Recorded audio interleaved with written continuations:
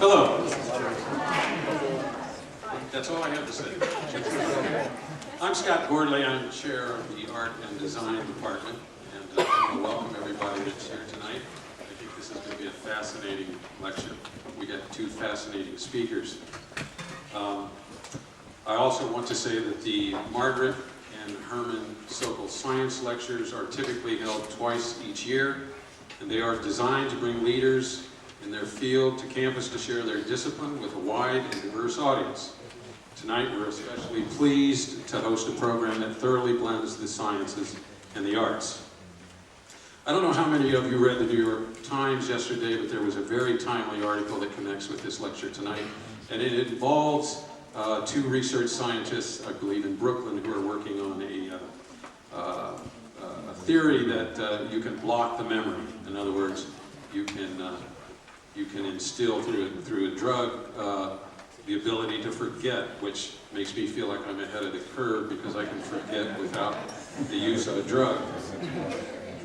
But what I can't forget, and what I will not forget as an artist, is interesting and illuminating art that has something to say. And that brings me to my introduction of tonight's first speaker, and that is Elizabeth Horowitz. Elizabeth deals in her work with, she is going to certainly speak more eloquently than I can about her work, but her work deals with the brain certainly, and the rather randomness that is part of the process, how the brain functions in a creative exercise. It's what we teach in the art department. It is the thinking part of art that is the most elusive. And Elizabeth is going to show you some of her work, which I think is fascinating. One of the things, I just want to read just one or two sentences from her biography, and then I want to give you a little bit of a list of credits before I bring her out. One of the things she has on her website, the brain as a subject offers a challenge of visually featuring opposites and middle ground, such as simplicity and complexity, foreground and background, similar and different, and integration and segregation. Between black and white, there is a lot of gray matter. It is this gray area, a middle ground, or in-between territory, halfway between trivial realism and randomness, or extreme abstraction, such as the work of abstract expressionists. And this is what she strives to capture in her watercolors. Elizabeth has many solo exhibitions, way too many to list here, but a few. One in 2007 at the Howard Hughes Medical Institute. One years before that in the New York Academy of Sciences. And one exhibition at the Montclair Art Museum here in Montclair. She is also in many corporate collections, the Biddle Sawyer Corporation in New York, the Cosmere Lancome in New York. This is my favorite collection, the Fannie Mae collection. They've since sold that collection. Howard Hughes Medical Institute, Merck Company, William Patterson University was one of the colleges that she attended, along with the School of Visual Arts. Here at Montclair State, when it was Montclair State College. Syracuse University, it was where she did her BFA. And she is handled and represented by the Lenox Gallery of Fine Art in Lenox, Massachusetts. Additionally, I should say before I bring Elizabeth out that after the lecture, there is a table out in the lobby with a display of her work and one of the books that she has written on watercolor painting, and she will meet people out there if they would like to talk to her after the lecture. So enough of me, I'd like to introduce Elizabeth Horowitz. Thank you very much.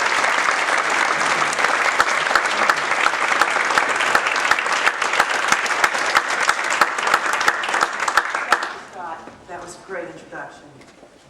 Well, I'd like to mention right off the bat that in 1918, my grandmother rode her bicycle here from Patterson to Montclair State Teachers College, now Montclair State University. She would be very pleased and proud to see you here today. You're probably wondering, how did I get here? Well, here's the story. One beautiful day in May 2006, by serendipity, I took a break from teaching an all-day watercolor workshop and stepped outdoors. There I met Dr. Buzsaki, editing his book while waiting for his daughter to finish her jewelry workshop. He is a distinguished neuroscientist and author from Rutgers University, Newark, whose research is focused on brain rhythms and memory, specifically the hippocampus of the brain. Nothing I'd be too interested in, he said. I said, oddly enough, I had mentioned the hippocampus in the introduction to my book, Watercolor: A Beginner's Guide, but my editor deleted it because it was an art how-to book, not a science book. My intention, mentioning the hippocampus, was to encourage parents and educators to use art, specifically painting, to nurture imaginative thinking and creativity in their students. He showed me some of his microscopic images, which are from his lab, which are art in themselves, and suggested that with my knowledge of watercolor, I try to paint them. Prior, I had painted realistic landscapes and seascapes, never abstract art. Nor did I have any knowledge of neuroscience.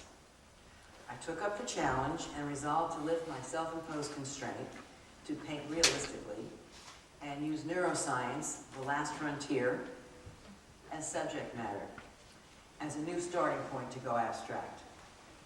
It has been a liberating experience for me and has made me stretch, reach, and grow, and put me on a new road of discovery as an artist. Well, where do I get my material, you ask? I read several neuroscience and science magazines, and also neuroscientists from Harvard, the Howard Hughes Medical Institute, the Max Planck Institute in Germany, and MIT and Cambridge have shared their images with me. Now I'd like to ask, are there any scientists or mathematicians in the audience tonight? Please raise your hand. Oh, good. I ask you, what is the shortest distance between two people? What's the shortest distance between two people? Shout it out. Anybody know? -3. A smile. A smile. Now that you're all smiling, you're in a much better mindset to view my watercolors. Ah, here it is. Okay.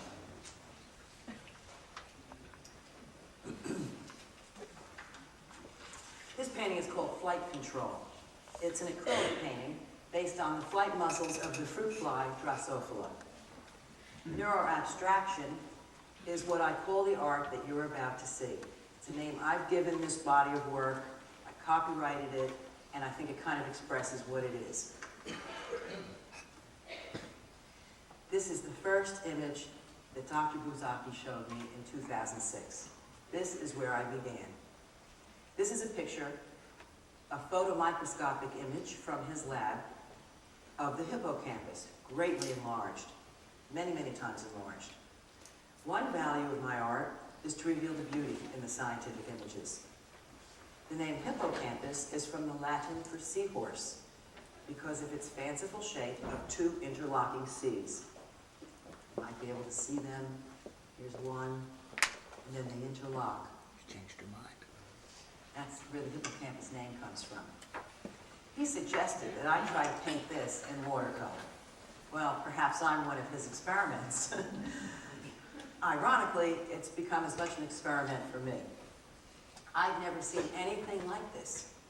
It looked like outer space or the galactic universe, yet the difference is one of size, micro, macro.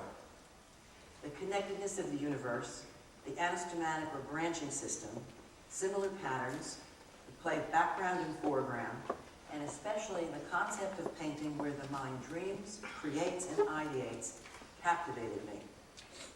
It sounds New Agey, but I see a connection between matter and energy on Earth and in space, the finite and the infinite. These were some of my thoughts when I first looked at his pictures. I also thought of the artist Henri Matisse, who said, creativity takes courage. As Einstein wanted to travel on a beam of light, I hope that one day my art may inspire a scientist to have a new concept or idea to pursue.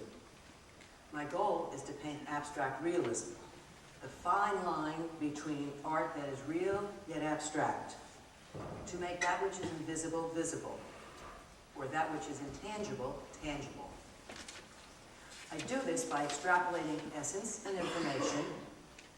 I start with a plan, a vision if you will, but always allow room during the process of creating, God bless you, for what may happen on the page and intuitively go with the flow.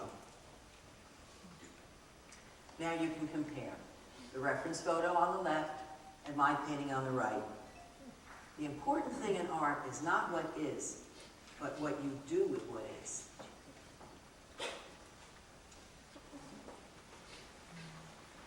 The four sections of the hippocampus are called CA1, 2, 3, and 4. CA means Cornus Ammonis, from the coiled horn of Ammon, an Egyptian god. As one cannot paint every leaf on a tree, I cannot paint every detail or every neuron. There are gazillions of neurons in any one given brain. More than millions, more than trillions. Nancy Andreasen likes to use the word gazillion, so gazillions. I can't paint all that. I have to edit, simplify, and create my own visual language, my own visual vocabulary, while employing the powers of watercolor. Dr. Buzzaki's photomicroscopy is art, no more or less than mine. But my art is not scientific illustration. I may have begun as a copier, but the more confident I got with the subject matter of neuroscience, the more I took on my own thing. My intent is to go beyond being just illustrative. But now, I must wean you of reference photos. Dr. Buzsaki showed my work to Dr. Kevin Moses, the director of the Howard Hughes Medical Institute, Jamelia Farms Research Campus in Ashburn, Virginia, who then contracted me to paint images for their conference book covers. Now, I had to paint subjects that related to given topics, which is why you will see such a range of subjects. Keep in mind that all along, I never have any art direction. Most artists lack a little bit of guidance when it comes to practical use.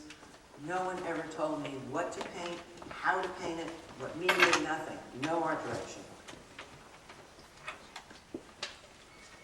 I wormed my way around C. elegans, the earthworm, or slug, but got stuck at mitochondria.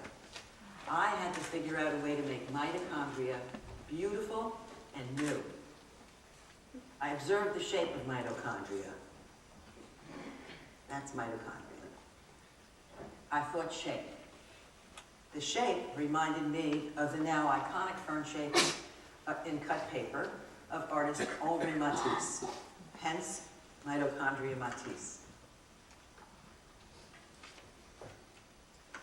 Paul Klee, a Swiss artist, was known for playful whimsy in watercolor. He has a permanent room at the Metropolitan Museum of Art in New York, which I encourage you to go visit. Here I got playful with science, and I doodled using chemical symbols that I saw in Proteins and Science magazine. I adopted the colors and patterns of what I saw, put them in a completely random arrangement, and there you have it. It began with some of this little doojiggies and these things, and I just kept fanning out on the paper with them. I bet the scientists in the audience are trying hard to identify a chemical symbol. Your brain is in the what pathway, according to Dr. Andreasen's book? It's a doodle. Can you find a helix? Well, there's one over here, right there, and there's another one up here. So you can see this particular one really has your eyes roaming all around. Occasionally you'll fix on one or two items, but you're roaming. I began to focus on line, the linear quality of dendrites and axons. What can I do with this line? I made a dendrite into a landscape. The landscape is conveyed by color, and the dendrite by line. It almost looks like a plant. See what I mean about the similar patterning in nature? Here I emphasize background and foreground. Artists call this positive and negative space.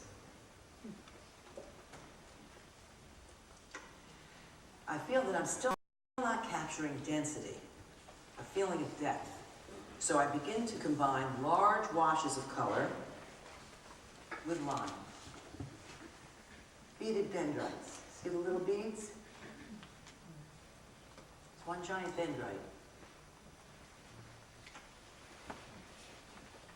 This is map-like. I love patterns. The brain loves patterns. This is a study of patterns and shapes in high chroma, or full saturation of color. A fellow artist looked at this and asked me, how do you know which color goes where? Well, that's what I do. By the way, my most frequently asked question is, how long did it take you to paint that? I get this all the time. Most artists, I suppose, do. Well, it varies. Sometimes days, sometimes weeks. Sometimes they just pop right out. This one obviously took a while. This is from an Embo Journal magazine, a high magnification view of the epithelial cells of a zebrafish embryo 72 hours after fertilization. Like scientists, artists have to find or create new ways or techniques to reach their goals. Marshall McLuhan said the medium is the message. So here, I squeezed or extruded acrylic paint through a fine nozzle like a ketchup bottle to capture both the physical dimension, texture, and patterning of the skin of the zebrafish. I like this one. What strikes you most, I think, when you look at it is the white, the actual honeycomb kind of patterning, and then you get into, then you get into all these little squiggles of doodles, which I feel the extruded line really helps convey the best. Fly eye, from the eye of the fruit fly, Drosophila. If I didn't tell you, you'd never know it, right? The complexity called for a reduction in patterns and editing. Notice that prior till now, I use very little red. It can be scary. I also shy away from fluorescent colors to step back from that scientific, histonic look. Someone suggested that this would make a great fabric design. Maybe an umbrella? This originated from images of cell signaling. It's part of a diptych, which are two paintings that hang side by side. They each measure 30 by 40 inches, so it's quite large.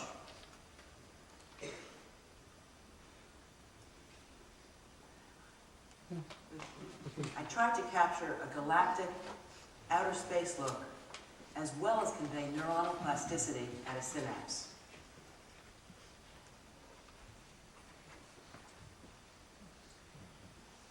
This is a close-up of the center of the brain's rewiring. It reminded me of candy corn, like Halloween candy, or the shapes in Candyland, these little things. They are the tiny spines that sprout on dendrites and serve as receiving stations for signals. It implies landscape, or with that flat blue background, perhaps a harbor at night.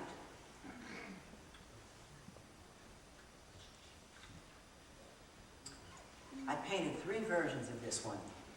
In one, I used modeling paste to build up a surface like a relief map of real texture. All the dendrites had texture. Some think it's a sunflower, others a feather.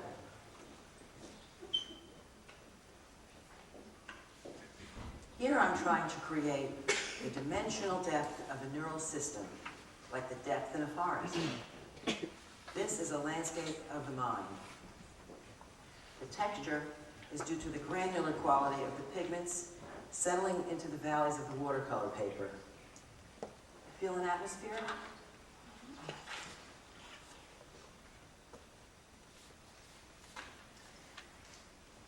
First, I laid in washes, bands of color across the paper to eliminate the white of the paper.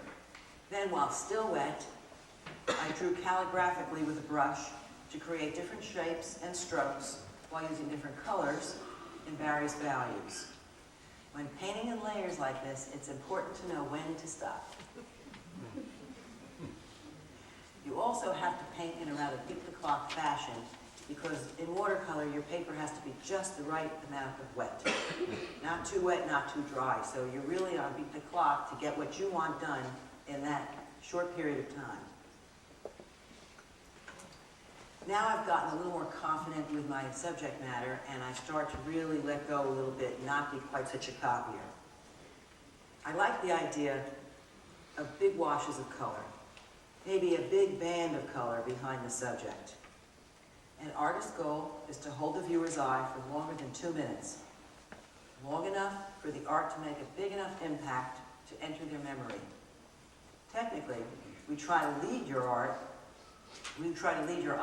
around the art, hold it, as in the color here, and let it travel again and back up, long enough to make an impact to be remembered. Memory.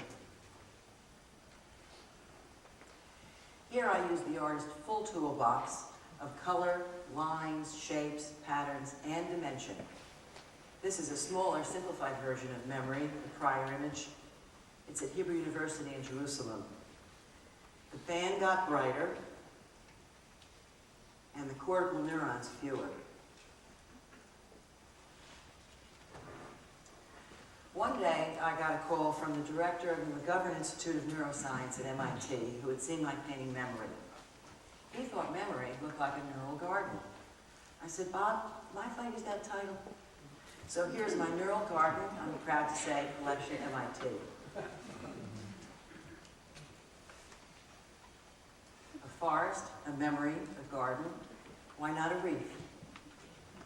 The branching system, that anastomatic branching system that you see in dendrites is apparent in so many different forms of nature, especially to an artist. In the coral that grows in the bottom of the sea, that's where I got the idea for reef. I chose this for my last image as it encompasses many of my ideals. Micro, macro, finite and infinite, and simplicity versus complexity.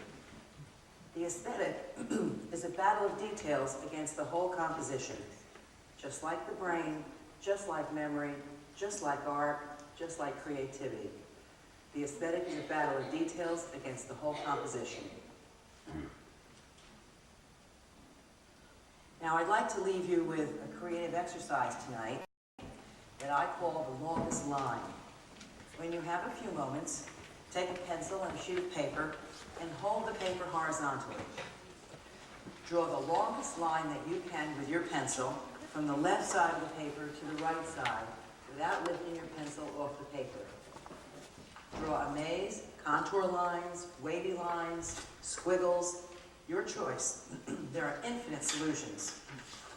When I used this exercise in class, the students were told to keep their drawing simple because they had to paint a different watercolor technique in each area. Afterward, think about what went on in your mind while you were drawing. Before, while ideating, during, while drawing, and after, upon final viewing. You will have insight into your own creative process. Well, thank you very much. Does anyone have any questions or comments they'd like to ask me about this work? What's the scale? It's hard, everything looks large. What's the range of sizes of your work? Well, this one is 30 by 40 inches, which I would explain as probably the size of your refrigerator door. Okay? Most of them are that size or slightly smaller, what I would describe as if you open the New York Times before they reduce the size of it. That size. Both sides of the New York Times or a New York Star Ledger spread open. Most of them are about that size, large. I try to work large. Gives you a little bit more freedom on the paper. Anybody else have any questions? In total, how many have you done? At least 130, 140 in 3 years.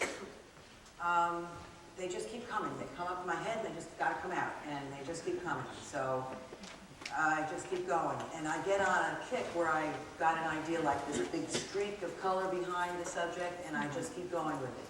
So one thing leads to another and I've produced many of them. Some of them are small, but most of them are large, full sheet, because when they're purchased, they want them large. Yes? Would you say a little bit about doing representational art versus this type of art, which starts out rooted in representation, but then goes way beyond it? And what do you think the constraints or the joys are of the two different approaches? First of all, when one paints realistically, an artist has to present all the information on a surface and translate perspective and dimension on a surface. So you're down to 1 or 2 or 3 dimensional point perspective. Secondly, it's much more technical and less freeing to be representational and realistic. It was important for me to be realistic initially so that I would absorb the material before I could come out with my own style, or je ne sais quoi, how to do it, you know, what I was going to do with it. When I really let myself go and I use color theory and select colors intentionally, I find I can reach the point that I want to, the effect that I want to, but I still never really know till it's done, or if it is in fact done. What I aim to get to is to a point where not only are you saying, wow, I've never seen anything like that, but where I can kind of give you a feeling of otherworldliness. There's another one here. This one, where you almost feel like if you were in a spaceship, you could be flying by an asteroid, or a planet that's got a few little pieces of asteroid floating around it, yet it's a microscopic level. So I like the fact that the art has both dimensions to it, and that the abstraction allows the viewer to feel a little more floating and free when they view it than the restrictions on something that's so realistic. Did I answer your question? Yeah, I was also wondering subjectively, which it looks as if this is much more fun. Much more fun, much more interesting. In fact, Dr. Buzsaki says to me, this is much more interesting than the Barnes, yes? You know, he's Hungarian. And I say, yes, it is. It's very stimulating, particularly because we're so much on the edge of new discoveries all the time in neuroscience today, that it gets me even more excited painting it, you know? I try to get away from the typical colors that you see in medical and scientific journals and magazines. Because of the fluorescent tagging system, which is wonderful and enables us all to see the new images better, it still leaves you with a steady fluorescent look, dark background, too cut and dry. I try to play around with that and make it work for art, not just science. Anybody else? Yes. Well, first of all, I want to say that you do very, very amazing work. Thank you. That I'm here today. Me too. My question for you is that when you sit down to draw something, do you go by your imagination, or do you go by something that you've seen before, or what do you go by? It's a very good question. I go by things I'm seeing. I have to start off as a starting point of accuracy, or no one's going to know what I'm talking about. This is actually a very detailed image of fly eye, where the light is entering the fly's eye. So is this. This is skin. This is the skin of a what do you call it? Zebrafish. And thank you. You're good learners. And I have to use that as a starting point. I can't go too far away from that, where no one's going to know what I'm talking about. No one's going to know what I'm trying to do. And I use that, and I try and play on the patterning and coloring that I've seen, and go even further, max it out, so to speak. Has your interest in the subject matter evolved in particular ways since you began working with this years ago, and you see it evolving really different place from where it is now? Oh, yes. As I mentioned, I was very much a copier in the beginning. If I go back to the original photos, you can see it's pretty much just a little bit of variation on a theme. But even at this point, using this material as subject matter, I became obsessed, consciously or subconsciously, with these patterns. For instance, I took a shower and I saw my shower, the water dripping down the wall of the shower started to look like this painting. And I look outside at the trees before they get foliated now for spring, and I see dendrites. And I see similar patterning as this. And I'm seeing this absolutely everywhere I go. I'm sure this is perfectly normal for someone who's absorbed neuroscience like I have. But it's taken a big change, and I'm now getting much gutsier and freer with my approach than I was originally. This was plain, but here, this is still pretty much, you can see that dendrite very clearly in white in this beautiful cell. But it's color here that's doing everything. The color's cluing you into the landscape. This was beginning to be more free. You don't see anything like that. This is more of a copier type of a thing, but I've changed all the colors. This is totally free. This was something from Howard Hughes Medical Institute that they had discovered, and I just played with it. Here I use gouache. The blue background is a flat paint, similar to watercolor, but opaque, not transparent. And I got freer with that, of course. This one I was totally free with. But you can see that I move, if you know anything about neuroscience, I have really moved forward in my own interpretations. Yeah? You already touched upon this earlier, but I just kind of a little clarification. Mm-hmm. How has basically thinking about art in this manner affected how you think about art creativity in other areas? Just how as you progressed, how has it changed your overall artistic style? Well, I've changed from being a realist to what I call a neuroabstractionist, one that's got her foot in both places. But I like the idea of using the realm of the word abstract art, yet still hitting on some things people can hang a coat up on and identify. And that's why I talk about the fine line between realism and abstraction. It's a tough line to walk because you go too far in any one direction, you're not on the line anymore. But here, I've just taken the concept of dentate gyrus and played with it, made it look like a forest or a flame. As I said earlier, a sunflower. People have all different interpretations. Anybody else? Yeah. When your works are purchased for public, do you have any input on that? Sometimes that final touch. That's very true. It depends. When I sell to, for instance, Howard Hughes Medical Institute, they have a very exquisite building at Genelia Farms Research Campus that was designed by Raphael Vignoli, a very famous architect. And they're very explicit about what should be and shouldn't be hung and how. When I frame them myself, I generally prefer to frame them as simply as I can in a museum frame, a blonde birch frame, that I feel flaunts the art as much as possible. I do recommend, because they're watercolor, that if they're going to be hanging in a public space, they should be under ultraviolet plexiglass to protect them from fading. But beyond that, I can't control anything. MIT bought 2 pieces and put them in dark molding. I never would have done that in a million years.